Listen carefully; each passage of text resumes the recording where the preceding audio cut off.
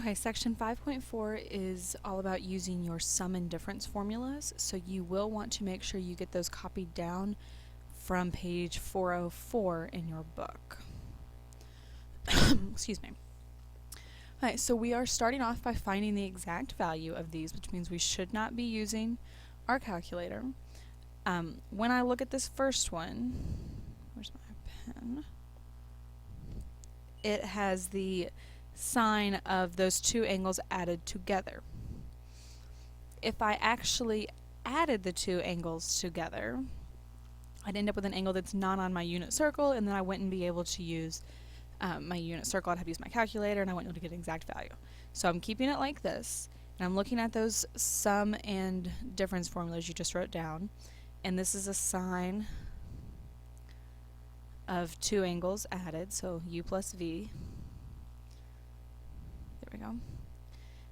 Which means that's actually going to be sine of u times cosine of v plus cosine of u times sine of v. So when I set this up, I'll have sine of 2 pi over 3 times cosine of 3 pi over 4, and then plus cosine of 2 pi over 3 times sine of 3 pi over 4. And all of these angles are on my unit circle, so I can just look at that or think about it in my head. Sine of 2 pi over 3 is radical 3 over 2. Cosine of 3 pi over 4 is negative radical 2 over 2. And then plus cosine of 2 pi over 3 is a negative 1/2. And sine of 3 pi over 4 is radical 2 over 2. So then when I multiply over here, I end up with negative radical 6 over 4 plus negative radical 2 over 4. They already have a common denominator, so I know this is going to be over 4. I cannot actually combine these two radicals, so it's just going to stay as negative radical 6 minus radical 2. And that is my answer. Now I know it's kind of hard to think about what that actually means, so if you want to take a second and type that into your calculator, you do get about negative 0.966. And if you typed in sine of 2 pi over 3 plus 3 pi over 4, you would get the same thing. Now let's just for comparison see, why can I not just separate these into two signs? So if I do sine of 2 pi over 3, that's radical 3 over 2, and then plus sine of 3 pi over 4 is radical 2 over 2. That was just an accident. So when I add those, I end up with radical 3 plus radical 2 over 2. And if I want to check that in my calculator, I end up with about 1.573. So again, I did want the exact value, so that would be the answer. But you can see these are two different answers. So you cannot just separate this into two different signs, because it's the angle that's added, not the sine value that's being added. Go ahead and try to do C and D on your own. Make sure you're using your double angle formulas.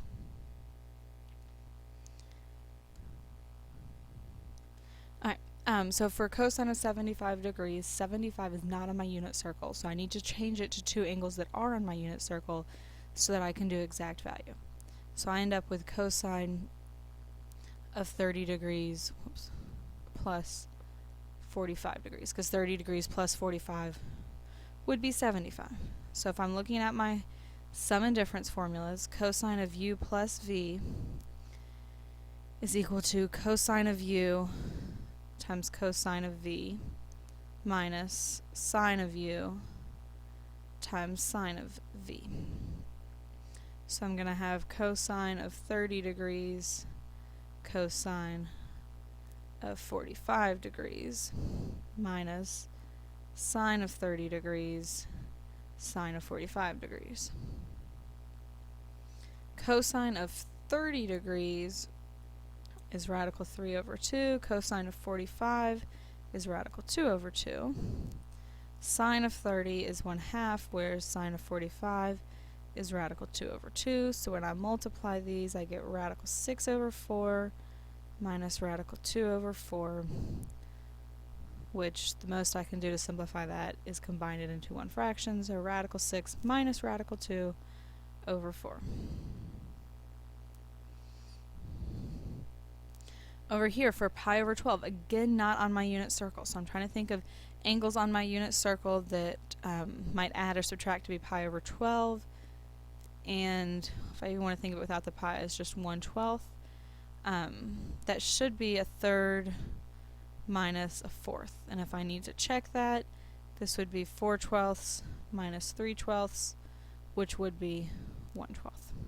So pi over 12 is really going to be able to be rewritten with sine of pi over 3 minus pi over 4. So looking at my sum and difference formulas, when I do sine and subtraction, I do sine of the first one, so sine of pi over 3, times cosine of the second angle, which is pi over 4, minus cosine of the first angle, times sine of the second angle. Notice that the angle itself is not a negative pi over 4.